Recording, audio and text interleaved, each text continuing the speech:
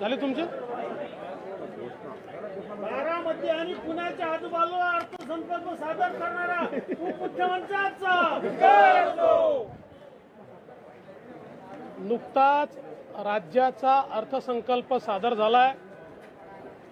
खरं तर याला राज्याचा अर्थसंकल्प म्हणायचा की काही विशिष्ट भागाचा अर्थसंकल्प म्हणायचा, अशा प्रकारचा प्रश्न आमच्यासमोर निर्माण झालाय। पण एकूणच या अर्थसंकल्पापासनं ज्या काही अपेक्षा होत्या त्याबद्दल पूर्ण निराशा या अर्थसंकल्पात झाली आहे। शेतकऱ्यांकरता जे काही कर्जमाफी योजनेतले प्रामाणिकपणे कर्ज भरणारे शेतकरी होते त्यांना प्रोत्साहनाचा पैसा दिला जाईल हे सांगितलं होतं, त्या संदर्भात एकाही पैशाची तरतूद करण्यात आली नाही। ज्यांचं 2 लाखाच्या वर कर्ज आहे अशा लोकांकरता OTS आणू म्हणून सांगितलं, त्यांना देखील कुठलीही मदत मिळालेली नाही। आणि एवढंच नाही तर मूळ कर्जमाफीच्या योजनेमध्ये जवळजवळ 45% शेतकरी हे कर्जमाफीपासून वंचित राहिले। त्याही शेतकऱ्यांना एक नव्या पैशाची मदत किंवा कर्जमाफी या अर्थसंकल्पात मिळालेली नाही। त्यामुळे एकूणच ठाकरे सरकारची कर्जमाफी ही सर्वात फसवी कर्जमाफी म्हणून या ठिकाणी ठरलेली आहे। यासोबत शेतकऱ्यांना कुठलीही मदत सोयाबीन करता नाही, कुठलीही मदत कापसावर बोंडअळी आली त्याकरता नाही, खोडकिडी करता मदत नाही, धानाकरता मदत नाही, कुठल्याही प्रकारे शेतकऱ्याला या ठिकाणी मदत करण्यात आलेली नाही। यासोबत वीज बिलाच्या संदर्भात देखील अत्यंत फसवी घोषणा या सरकारने केली आणि त्यातही कुठलाही रिलीफ, खरं म्हणजे शेतकऱ्यावर आलेलं जे वीज बिल आहे त्याच्यामध्ये इतक्या मोठ्या प्रमाणात इंटरेस्ट जोडलेला आहे, त्यामुळे त्यात 50% सवलत दिली तरी ते बिल 50,000 75,000चं बिल जातं। त्यामुळे जोपर्यंत बिल सुधारून त्याला योग्य माफी मिळत नाही तोपर्यंत त्याचा फायदा होऊ शकत नाही। 3 लाखापर्यंत 0% व्याज ही इतकी फसवी योजना आहे। याचं कारण यापूर्वी ही योजना अस्तित्वात होतीच, पण महाराष्ट्रामध्ये छोटा आणि सीमांत हा जवळजवळ 80% शेतकरी आहे आणि विशेषतः कोरडवाहूच्या भागामध्ये तर त्याची जी कर्ज घेण्याची मर्यादा आहे तीच 50,000 रुपये 1 लाख रुपयाच्या वर नाही। त्यामुळे 80% शेतकरी असा आहे की ज्याला कधी लाख रुपयाच्या वर कर्ज मिळत नाही आणि म्हणून केवळ नावापुरती घोषणा आहे, याचा कुठलाही लाभ हा शेतकऱ्याला होईल असं वाटत नाही। या अर्थसंकल्पामध्ये सगळ्यात महत्त्वाची गोष्ट इन्फ्रास्ट्रक्चरचे जे प्रोजेक्ट घोषित केले आहेत, एक तर सगळे चालू असलेले प्रोजेक्ट म्हणजे जुने प्रोजेक्ट आहेत किंवा केंद्र सरकारच्या मदतीतनं जे प्रोजेक्ट होणार आहे। उदाहरणादाखल नांदेड जालना रस्ता 6,000 कोटी केंद्र सरकारने हा रस्ता घेतलेला आहे। यासोबत वेगवेगळ्या प्रकारच्या ज्या काही योजना पिण्याच्या पाण्याच्या केल्या ही केंद्र सरकारची योजना आहे। ज्या काही सिंचनाच्या योजनांकरता निधी घोषित केला त्याही करता प्रधानमंत्री सिंचन आणि बळीराजा योजनेचे पैसे केंद्र सरकार देत आहे। त्यामुळे एकीकडे केंद्र सरकारला नावं ठेवायची आणि इन्फ्रास्ट्रक्चरच्या मग त्या रेल्वेच्या योजना असो की इतर कुठल्याही योजना असो, मेट्रोच्या योजना असो, या सगळ्या योजना केंद्र सरकारच्या मदतीने होणाऱ्या योजना आहे। आम्हाला आनंद आहे या योजना घोषित केल्या, पण त्याच्यासोबत हे जोडायला पाहिजे होतं की याच्याकरता भरीव निधी हे केंद्र सरकार आम्हाला देत आहे, ते मात्र सांगायला हे सरकार पूर्णपणे या ठिकाणी विसरलंय। दुसरं मला प्रश्न पडला की हे राज्य सरकारचं बजेट होतं की मुंबई महानगरपालिकेचं बजेट होतं। कारण मुंबई महानगरपालिकेच्या बजेटमधल्या योजना ज्याला महाराष्ट्र सरकार एक नवा पैसा देखील देत नाहीये, ज्या प्युअरली महानगरपालिकेच्या योजना आहेत त्याही योजना या अर्थसंकल्पामध्ये घोषित करण्यात आल्या आणि त्यातल्याही अनेक योजना ज्या आहेत त्या सुरू योजना आहेत। मुंबई संदर्भात इतर ज्या योजना घोषित करण्यात आल्या आहेत, मग ट्रान्स हार्बर लिंक असो किंवा वांद्रे वर्सोवाची योजना असो किंवा त्या ठिकाणी जो काही एक उडान पूल सांगितलेला आहे तो उडान पूल असो, शिवडी ते वरळी, हे सगळे आमच्या सरकारच्या काळात सुरू झालेले अशा प्रकारचे सगळे त्या ठिकाणी प्रकल्प आहेत. त्यामुळे नव्याने इन्फ्रास्ट्रक्चरचे कुठलेही प्रकल्प राज्य सरकारने घेतलेले नाहीत. सगळ्यात महत्त्वाची गोष्ट अशी आहे, ज्या तीर्थक्षेत्र विकासाचे कार्यक्रम घोषित केले एकालाही पैसे घोषित केले नाही. कारण हे सगळे एखाद दुसरा अपवाद सोडला सगळे चालू कार्यक्रम आहेत, सगळे सुरू आहेत. हे मागच्या काळात ज्यावेळेस सुधीर मुनगंटीवारजी राज्याचे अर्थमंत्री होते त्यावेळी सुरू केलेले कार्यक्रम आहे. मग अष्टविनायकाला रस्त्याने जोडण्याचा कार्यक्रम, त्याला जवळजवळ 800 कोटी रुपये सुधीर मुनगंटीवारजींनी त्यांच्या बजेटमधनं दिले, त्यातली कामं पूर्ण झाली आहेत. या सगळ्या ज्योतिर्लिंगांकरता सुधीर मुनगंटीवारजी त्यांनी बजेटमध्ये यापूर्वीच पैसा दिलाय. त्यामुळे हे सगळे जे चालू कामं आहेत त्या कामांनाच त्या ठिकाणी खरं म्हणजे दर्शवण्यात आलेलं आहे. आमची अपेक्षा अशी होती की कोविडच्या या सगळ्या प्रादुर्भावामुळे जो काही समाजातला छोटा घटक आहे, 12 बलुतेदार आहेत, रस्त्यावर काम करणारे कामगार आहेत, दिहाडी काम करणारे, रोजंदारीने काम करणारे कामगार आहेत, यांना काहीतरी राज्य सरकारच्या वतीनं दिलासा देण्यात येईल. तोही दिलासा राज्य सरकारच्या वतीनं कुठलाही देण्यात आलेला नाही. सगळ्यात महत्त्वाचं, रोज पेट्रोल डिझेलचे बोर्ड घेऊन येणारे सत्ता पक्षाचे आमदार यांच्या नाकावर टिच्चून राज्य सरकारने 27 रुपयापैकी एक नवा पैसा देखील पेट्रोल डिझेलवर कमी केलेला नाही. त्यामुळे आता राज्य सरकारला पेट्रोल डिझेलच्या भावावर बोलण्याचा अधिकारच नाही. कारण गुजरातपेक्षा 10 रुपयांनी मुंबईतलं पेट्रोल महाग आहे, महाराष्ट्रातलं पेट्रोल महाग आहे आणि ते केवळ राज्य सरकारच्या टॅक्सेसमुळे महाग आहे. महिलांच्या संदर्भातही या ठिकाणी ज्या योजना जाहीर करण्यात आल्या त्या योजना अतिशय छोट्या योजना आहेत.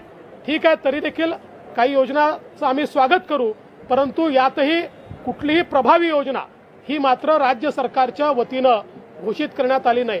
विशेषतः रोजगाराच्या संदर्भात केंद्र सरकारची अप्रेंटिसची योजना आहे, त्याच योजनेला थोडी भर घालून त्यातनं आम्ही 2 लाख लोकांना अप्रेंटिस देणार. तो रोजगार नाही आहे.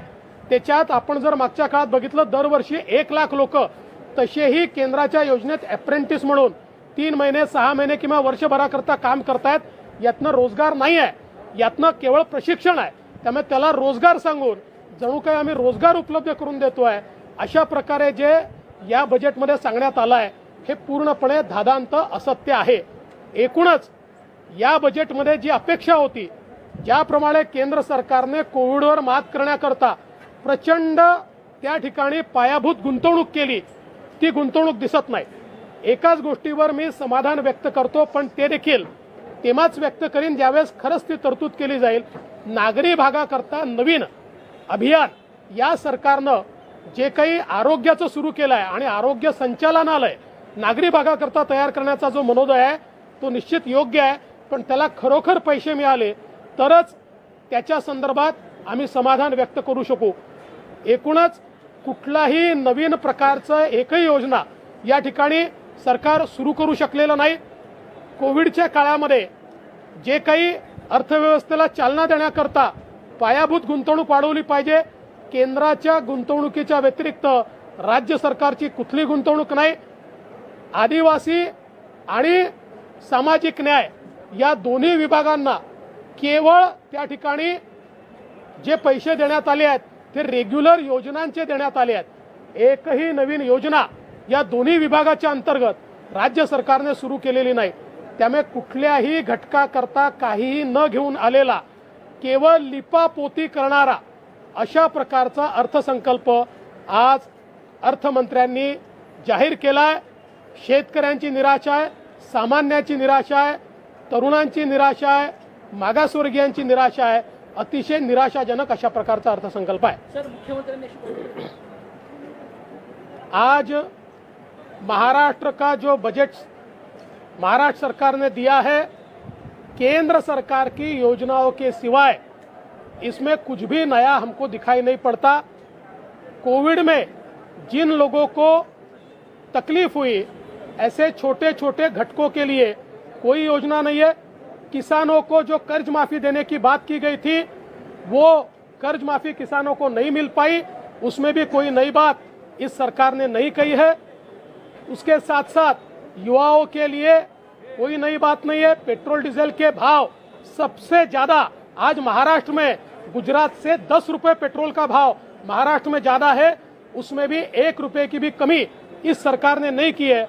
कुल मिलाकर अगर हम देखें तो इस सरकार ने इस बजट के माध्यम से हम सबकी निराशा की है। मुख्यमंत्री असं म्हणत आहे, असं म्हटलंय की केंद्राची कुठली केंद्राकडून काय मदत हाँ?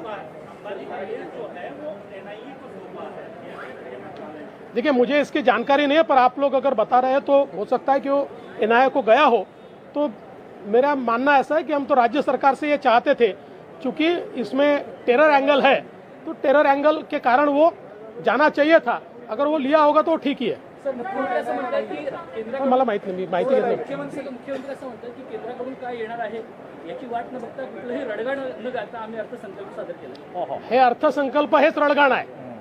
कारण केंद्राकडनं 14,000 कोटी यायचे आहेत, म्हणजे केंद्राकडनं आलेले हजारो कोटी सांगायचे नाहीत आणि केंद्राकडनं जवळजवळ वेगवेगळ्या योजनांवर आलेले 3 लाख कोटी सांगायचे नाहीत आणि 14,000 कोटी जे 31 मार्चपर्यंत येतातच किंवा 31 जुलैपर्यंत येतात, त्याचं मात्र रडगाणं गायचं. हे रडगाणं गाणारच बजेट आहे. छत्रपती शिवाजी महाराजांच्या स्मारकाचा उल्लेख असं आहे की छत्रपती शिवाजी महाराजांच्या स्मारकाच्या संदर्भात हे खरं आहे की सर्वोच्च न्यायालयाची स्थगिती आहे, पण त्याचा विसरच या सरकारला पडला आहे. त्याचप्रमाणे इंदू मिलवर जे डॉक्टर बाबासाहेब आंबेडकरांचं स्मारक बनत आहे त्याचाही विसर कुठेतरी राज्य सरकारला पडलेला आहे. ठीक आहे, बाळासाहेब ठाकरेंचं स्मारक मोठं झालं पाहिजे, ते भव्य झालं पाहिजे, त्याला पहिले 100 कोटी होते, आता त्याचे 400 कोटी झाले. ठीक आहे, आम्हाला आनंद आहे. पण इतरही या राज्यातले जे मोठे लोक आहेत, कारण आता अण्णाभाऊ साठेंची 100वी जयंती नुकतीच या ठिकाणी आपण पार पाडली आणि अण्णाभाऊ साठेंच्या स्मारकाकरता एक नवा पैसा त्या ठिकाणी नाही. लहुजी वस्ताद साळवे यांच्या पुण्याच्या स्मारकाकरता एक नवा पैसा या ठिकाणी ठेवण्यात आलेला नाही.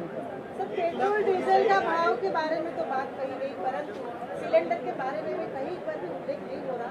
जनता इससे हलाकत हो रही है, इस पर आप क्या कहेंगे? देखिए, सिलेंडर के संदर्भ में जो भाव सिलेंडर के बढ़े हैं वो केवल नॉन सब्सिडाइज के बढ़े हैं. देश के सब्सिडाइज के भाव बढ़े हुए नहीं है और विशेष रूप से केंद्र सरकार की उज्ज्वला योजना में जो सिलेंडर मिलते हैं उसके भाव बढ़े नहीं है. आज मराठा आरक्षणाच्या संदर्भात जी काही याचिका सर्वोच्च न्यायालयामध्ये होती त्या याचिकेवर सर्वोच्च न्यायालयाने इतर राज्यांना देखील नोटीस काढली आहे. परंतु यामध्ये राज्य सरकारची भूमिका मला संदिग्ध दिसते आहे.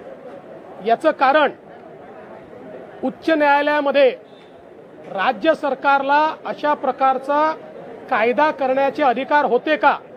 102व्या घटना दुरुस्तीनंतर अशा प्रकारचा कायदा राज्य सरकार करू शकतं का? हा मुद्दा उपस्थित झाला आणि त्या मुद्द्यावर आम्ही भूमिका मांडली होती की आमचा कायदा 102व्या घटना दुरुस्तीच्या आधीचा आहे, त्यामुळे त्याला 102वी घटना दुरुस्ती लागत नाही आणि आमचं म्हणणं हे उच्च न्यायालयाने त्या ठिकाणी मान्य केलं होतं आणि तसं आदेशात आलाय. आज हा मुद्दा सर्वोच्च न्यायालयामध्ये आमच्या राज्य सरकारच्या वतीनं सांगायला हवा होता की 102च्या घटना दुरुस्तीचा मुद्दा वेगळा आहे, कारण तो आम्हाला लागूच नाही आहे. परंतु राज्य सरकारच्या वतीनं 102व्या घटना दुरुस्तीच्या संदर्भातली चर्चा ही त्या ठिकाणी निघणं म्हणजे कुठेतरी आपल्या आरक्षणाला धोक्यात टाकण्यासारखं आहे. राज्य सरकार नेमकं काय करू इच्छिते? आणि त्यानंतर अशोक चव्हाण साहेब यांचं म्हणणं ऐकल्यानंतर माझ्या बिलकुल लक्षात आलं की अशोक चव्हाण साहेबांना मराठा आरक्षणाच्या केसबद्दल काही देणं घेणं नाही आहे. या केसचं बरं हो का वाईट हो, त्यांना केवळ केंद्र सरकारवर टीका करायची आहे, केंद्र सरकारला जबाबदार धरायचा आहे आणि तो अजेंडा ठरवून त्या ठिकाणी ते बोलतायत. खरं म्हणजे आज पूर्ण केसमध्ये केंद्र सरकारकडनं अटॉर्नी जनरल यांनी एवढंच सांगितलं की मला जी नोटीस निघाली आहे ती EWS करता निघाली आहे आणि 102व्या घटना दुरुस्तीच्या संदर्भात त्याचं जे इम्प्लिकेशन आहे ते सर्व राज्यांवर मिळून आहे. त्यामुळे सगळ्या राज्यांचं म्हणणं ऐकून घेतलं पाहिजे. महाराष्ट्राची भूमिका देखील सगळ्या राज्यांचं म्हणणं ऐकून घेतलं पाहिजे हीच होती. त्यामुळे जाणीवपूर्वक आपलं अपयश लपवण्याकरता या ठिकाणी एकतर राज्यांनी संदिग्ध भूमिका मांडायची, जे हायकोर्टाने आपल्या पदरी दिलाय ते त्या ठिकाणी न मांडता त्या ठिकाणी संदिग्ध भूमिका मांडायची आणि केंद्र सरकारवर खापर फोडायचं. नेमकं अशोकराव चव्हाणांना काय करायचं आहे हा माझ्यासमोर प्रश्न आहे. त्यांचीच भूमिका आता संदिग्ध आहे.